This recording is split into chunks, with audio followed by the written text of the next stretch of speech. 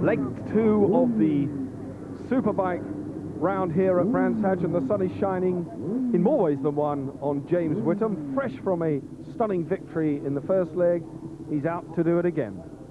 Whitham looking very quick and very impressive. Equally, as I say, is Jim Moody, the 25 rider on the Norton, who gave James Whitham a bit of a run for his money in the early stages, but then had to fight very hard to fend off a determined challenge from Ray Stringer. Phil Borley did well to come home 6th. He'll be looking to improve on that, and obviously has got a few more miles on the Ducati under his belt and will be a little bit more familiar with it. Again, I repeat, the first time he's ridden the job. Ray Stringer, number 17, put in a dynamic charge from a last position getaway to finish well up in the running order, pressing Jim Moody all the way. And Morrison also finished extremely well. 5th place for Morrison.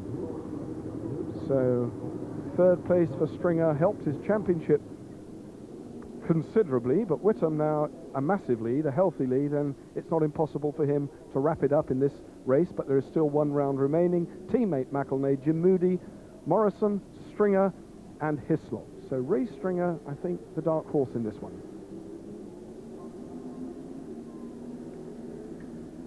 A quick look over the line told me that Steve Hislop isn't starting this leg. He finished a very lowly 14th place and has had some mechanical problems, Steve. Yeah, Steve Hislop unfortunately broke the crankshaft on his RVF Honda in qualifying, and they didn't have any replacement parts, so they've had to go back to a standard engine. So we're now on board camera here with Jamie Whitham on pole position. Pole position on the left-hand side. Quite strange to be on the left-hand side. Most circuits, when there's a corner in front of you turning right, it would be on the inside, on the right. But at Brands Hatch, because it's such a fast sweep into the top of Paddock Hill Bend, stays on the left. The camera you're looking through now is on the bike of Brian Morrison, the number 5 Kawasaki. So 2 cameras for you to enjoy. Whitham carrying the one on the left, and Morrison, the number 5 Kawasaki, on the right. And a depleted lineup. You can see more than a handful, but certainly the men who matter are in there. And a good start by Morrison, a very good start by the Norton rider, Jim Moody, round Paddock Hill Bend for the first time. Jamie Whitham didn't do his usual electrifying business. The red wheels of Ray Stringer are in 4th. Whitham, although already up to 2nd. Stringer still in 4th. Morrison now in 3rd, but the race leader, Jim Moody, number 25, on the Norton. 2nd last time out, looking to go one better. No chance, says Whitham. Through on the inside goes the number 6 Yamaha rider. So the 25-year-old from Huddersfield leads already halfway round lap 1. What more can I say? Well, I can only assume that Jamie Whitham will be trying to do exactly as he did in the first leg, and that's just put as much of a gap between him and the second place man, and at the moment that is Jim Moody on the Norton. But he's got to work a bit harder because Jim Moody is right in there with him. We've already seen the speed of that Norton. Here we are with Brian Morrison. He's just been passed. So that's a terrific angled shot there as they come up to Dingle Dell section of the Brands Hatch circuit. They're into about 135 miles an hour here as they shift back down into 3rd gear for this section, and then they'll switch back into 2nd gear for the tight left-hander called Surtees. Number 6, Jamie Whitham leads. Number 25, Jim Moody on the Norton. Then 17 is Ray Stringer. That's the way they finished in the first. Then it's Morrison, number 5. Then it's the Oxford Products Ducati of Phil Borley right in behind. Jamie Whitham then, the Yamaha race leader, over the line towards Paddock Hill Bend. Just look at the angle as they hear. Now the right-hand side of the picture just showing you the rev counter there. Whitham tucking his head down. Now watch the needle. You can see 12 down to 8, flipping it as he changes down for Druids. Now watch the needle climb as he drives out. 10,000 revs, hard into Graham Hill Bend, away onto Cooper Straight. Whitham head down, tail up, really flying in the sunshine here at Brands Hatch. Jim Moody and Ray Stringer. This is the way they finished the first leg, and Ray Stringer has made it pretty clear that he wants to go one better. He's very, very fast. Morrison Borley is in the 5th place, and Rob McElnay, this man's teammate, Jamie Whitham's teammate, is in 6th. The Yamaha team have really had a stunning season. They've had a great season, and unfortunately at the moment Rob McElnay is injured from his crash at Alton Park last week, where he severely bruised himself. Fortunately nothing was broken, but he's a very sore man at the moment, and he's doing well just to be riding, let alone be in the top 6. But Whittam, you can see, is extending that lead. I wasn't so sure if he'd be able to. We've seen the speed of that Norton, but it seems that the Yamaha that Whittam's on is equally as quick, because he is charging, he's getting away. He's put in the fastest lap at 35.96. On board with Brian Morrison, right in the wheel tracks now of Norton-mounted Jim Moody. So this is a Scots fight now. Morrison from Kirkcaldy, Moody a Glaswegian, and ahead of them Ray Stringer now in the very vivid Med livery, and his teammate Michael Rutter finished 7th in the first leg, so the Med team had an extremely good first outing. Morrison riding well. Brian Morrison, the man who is on the point of lifting the World Endurance Championship with 1 round to go, he has something in the region of a 10-point lead, and that'll be a feather in his cap, and he's put that before all others. So he wants to stay on and not do anything silly. There's Morrison. So with 1 round of the World Endurance Championship to go, this man is in with a real chance of winning his first ever world title. Well, now we should see the speed of the Norton. It's extending that lead, but it's not pulling away as quick as I thought. In the first leg, we saw it tremendously fast, but maybe they've done some adjustments that haven't really worked, because Stringer is up into 2nd spot. He was the man that was on the charge in the first leg.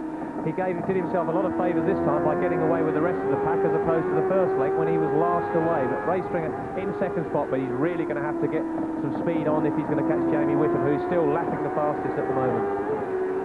Number 17 then from Stoke Golding in Warwickshire, Ray Stringer, who is 1.16 seconds only behind the leader. And I say only because he does have a clear track ahead of him, just the tail end of James Whittam disappearing into the distance as the 25-year-old Huddersfield rider stamps his authority very firmly on this, the second leg. Jim Moody, number 25, is by no means given up and is weaving in and out of the slipstream of Ray Stringer in the sunshine here at Brands Hatch, entertaining a fair-sized crowd. A lot of people have come along to watch this, not the season closer, because there's a big meeting here later on in the year, but it's one of the final meetings to be staged here at Brands Hatch before they totally demolish the pit area. There's a lot of reconstruction work going on. Yeah, there's £2.5 million being spent here at Brands Hatch to totally change the whole pit complex with new garages and new control towers, and I think that'll be very welcomed by all the competitors and everyone here at Brands Hatch. Moody then, with Brian Morrison, number 5, right behind him. There's Ray Stringer, the second place man on the Med Kawasaki, shaking its head in pursuit. 1.47, so that means Jamie Whittam has stretched away. Is there nothing this youngster can do wrong? I say youngster, he's 25, he seems to have been around forever, and we've seen Whittam on a variety of bikes, but in his heyday on Suzuki with the Mick Grant team, a brief flirtation with Honda, and in the Yamaha camp, he really does seem to have found his niche. He really does, but I'm sure that he'd be very, very keen to get into World Championships. He's proven himself this year. He raced in Sweden and finished in the top 5 in the championship. But there we are on board with Jamie Whittam now. And he's coming into clear ways. This is a 4th gear corner, about 115, 120 miles an hour, hard on the power now, short shifting it into 5th. We're now into 6th gear. You see that rev counter coming up there, nearly to 14,000 RPM, doing about 140 miles an hour at this point as he brakes. Down 2 gears through Paddock Hill Bend. Very bumpy this corner, coming out to the left, accelerating all the way up here into 4th gear. Back 2 gears. You can hear the engine revving as he shifts back down into 2nd gear at this point. This Yamaha that Whittam is riding is typical of the type of bike used in World Superbike and indeed in British National Superbike rounds. It's a 750cc 4-stroke machine delivering a fair amount of horsepower, in fact an enormous amount of horsepower. The Japanese restricted to 750cc's, but if it's a European bike it can be up to 1,000 in a twin-cylinder variety, and 1,000 of these models have to be built for public sale for them to be homologated and allowed into the class. So what we're seeing here is effectively a bike which can be bought over the counter, then a race kit is bolted on, and you really have something there which is competitive in world-class league. It's capable of winning World Championship events, there's no doubt. I'm sure that Roger Marshall, who has taken over as team coordinator in the Med team that Ray Stringer is riding for, is jumping up and down at this moment, because he really installs an enormous amount of motivation and enthusiasm in a team. He's really jumping up and down. I can see him in the pit area now. He is so happy for Ray Stringer, who is riding superbly in 2nd spot. The third man in your picture, or rather this is the second man in the race, but the first man in your picture now, Ray Stringer. The third man in your picture now, Brian Morrison, number 5, has hung on extremely well to the back of Jim Moody, and we're riding with Brian Morrison now on the Kawasaki, and he just hasn't let them go. He had a good ride in the first race, coming in 5th, and that was Ray Stringer, who has given away second place, ran wide there, and back into second place goes the Norton of Moody, and for a moment there I thought Stringer had gone. Yeah, well, I think he ran into the corner too fast and ran wide, and so he's handed that position back, but it's easily done. The braking point is very critical. Ray Stringer just got in there too hot, it seems, unless he has a brake problem, but he's already moving back into second spot, but he's pushing hard. He's on the wrong side of Jim Moody at this point. Moody's going to move over and cut him across, which he does, but I can only assume that Ray Stringer just ran into Druids a little too fast, got out on the marbles, which I mean is on the part of the circuit that's very dirty. There isn't as much grip, and he just had to go slowly around that corner. Number 2, Rob McElnay, has moved up past Phil Borley, so McElnay now in 5th place, Borley in 6th, and that's where he finished the first outing. There they are, Borley number 28, McElnay number 2. So you're looking at the 5th and 6th. This, however, the battle for second place, and Ray Stringer still hasn't regained that second place. He lost by a touch of over-enthusiasm. Jim Moody, a very hard-riding chap indeed. 2 TT wins to his credit this year already. Moody having his best season, I suspect, in 1993. And the Norton team, or certainly the Colin Seeley team, under that sponsorship banner, have decided that they want to get either into World Superbike or maybe even Grand Prix, and it could be that they will be looking at a different make of motorcycle other than Norton, and that, Steve, I suspect that would be a shame if that were to happen, because Brian Crichton and Seeley, and indeed Jim Moody, are now the people who have carried the Norton name on. Yeah, very much so. It would be rather sad, because the Norton has done so well. It's even supported by the Norton Owners Club now. That's the people that go and buy these bikes, and they're helping chip in some of the funds to help this bike keep running, and it would be rather sad if that was the case. This bike is actually 3 years old. It was designed and built by Brian Crichton 3 years ago. Imagine how competitive it would have been had it been on the track in those days. Well, Jim Moody there in second place, but the battle hotting up behind him now, because Stringer's coming under a fair bit of pressure from Brian Morrison, and we're with Morrison again now. That's how close it is. Just imagine the amount of trust needed by these riders in each other, riding in close formation at speeds in excess of 140 miles an hour in parts of this circuit, and Stringer there tucking down on the left-hander, formation riding from Brian Morrison, and still the Norton of Moody ahead of them. Stringer's closing, however. That Kawasaki of Ray Stringer's is phenomenally fast in the straight line and pulls away from Morrison's bike. That really is amazing. Just look at Stringer go. Yeah, Stringer's now got on the inside as we come into Paddock Hill Bend. I don't think he can carry that speed through, because we've seen how fast the Norton is, but he's now in a reasonably good position. If he can get on the power early at Paddock Hill Bend and then take the inside up at Druids, but then having said that, he had a moment there 2 laps ago, and he might not be too keen to be pushing too hard at Druids, but there's no way he's going to pass the Norton in a straight line. He's just got to outbox Jim Moody. Brian Morrison, number 5, I suspect, is unaware that McElnay has closed on him. And it could be that Morrison is so intent on chasing Stringer that he's going to lose out to the number 2 rider, Rob McElnay, any minute. Stringer is desperately trying to close on the Norton. Brian Morrison, number 5, is shutting down Stringer. There's McElnay. Phil Borley is by far from out of the running. He's right there, still going hard, and then dropping further back in 7th place again is Michael Rutter, number 27. Ray Stringer's teammate. You can see the similar livery. They wear the same leathers. They're very beautifully turned out. And the Med brothers, having injected a substantial amount of money into that team, are now getting some results. Yeah, they're getting great results. It does seem, though, that number 25, Jim Moody, is holding this pack up. Look at a freight train behind them. They're all bunched up there now, and it seems that Moody is the slowest man at the moment. He's maybe got some handling problems, I don't know. The bike we've seen is very fast in a straight line, but they've all caught up, including Rob McElnay on the back of that pack. In fact, McElnay has now moved past Morrison, I think. Moody from Stringer. This is it. Stringer's making his move. Ray Stringer then has got his nose in front, but the Norton still squeezing every ounce of power out of Jim Moody's right hand. And look how close Stringer is. McElnay and Morrison side by side as well. So this second, third, fourth, fifth and sixth place battle is really where the action is, because James Whittam now is, would you believe, 7.26 seconds clear in the lead. An absolutely astonishing performance. He's taken this season by storm so far, and we still have one round remaining at Mallory Park in 2 weeks' time. Don't miss that, whatever you do, because this is going to be one struggle again.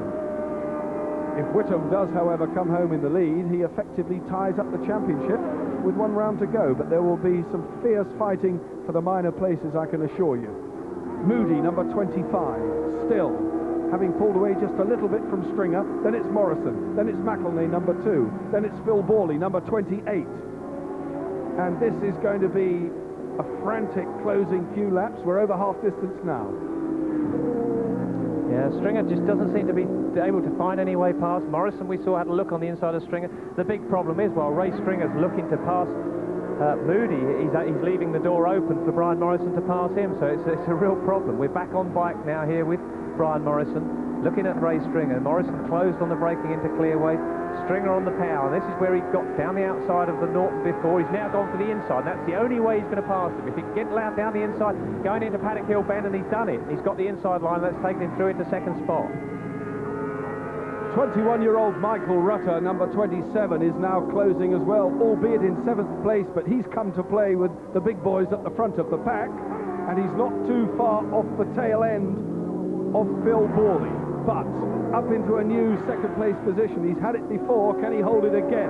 Ray Stringer, number 17. Stringer then having a second blistering ride here at Brands Hatch has relegated Jim Moody to 3rd place, reversing the roles in the first leg. Morrison still there in 4th. McElnay in 5th, but I have to say, not comfortable. There's Rutter.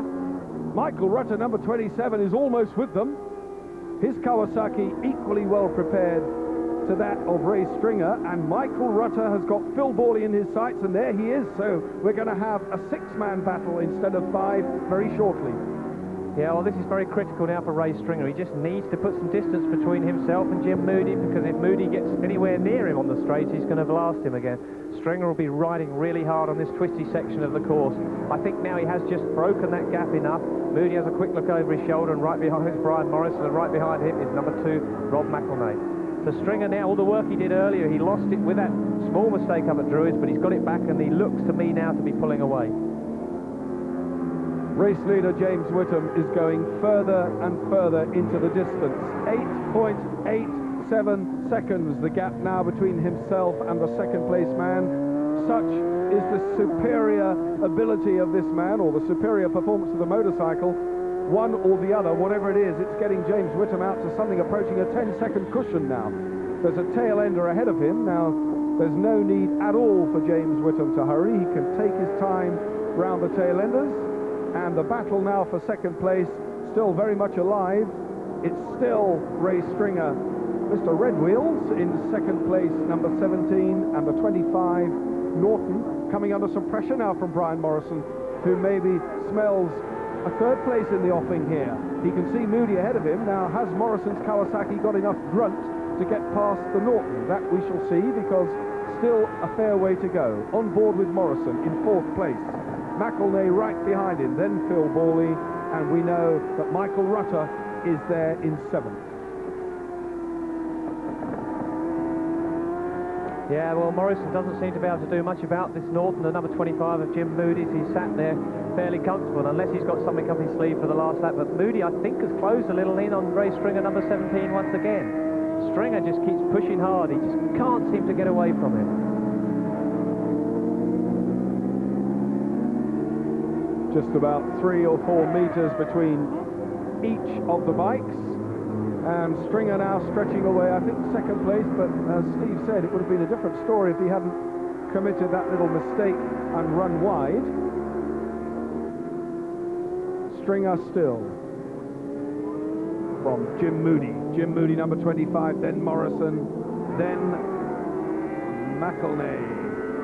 McElnay, number 2, about to try and dive past Morrison, number 5, but this is the 2nd place man, 17, still Ray Stringer.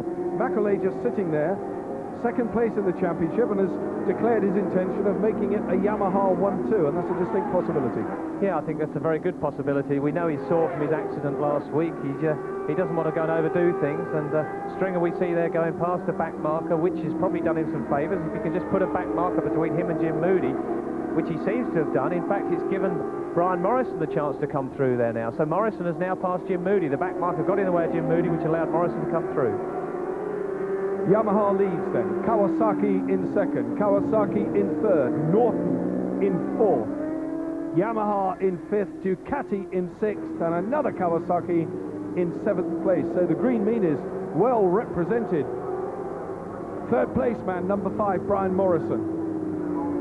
Fellow Scot Jim Moody on the Norton right behind him. Moody already with 1 win this season in the Supercup series under his belt, and also a win in the British Championship at Cadwell Park under his belt. So twice he's put it across James Whitham in national competition, but not the case this time, because the gap now, Whitham leads Stringer at the front of this race by very nearly 10 seconds.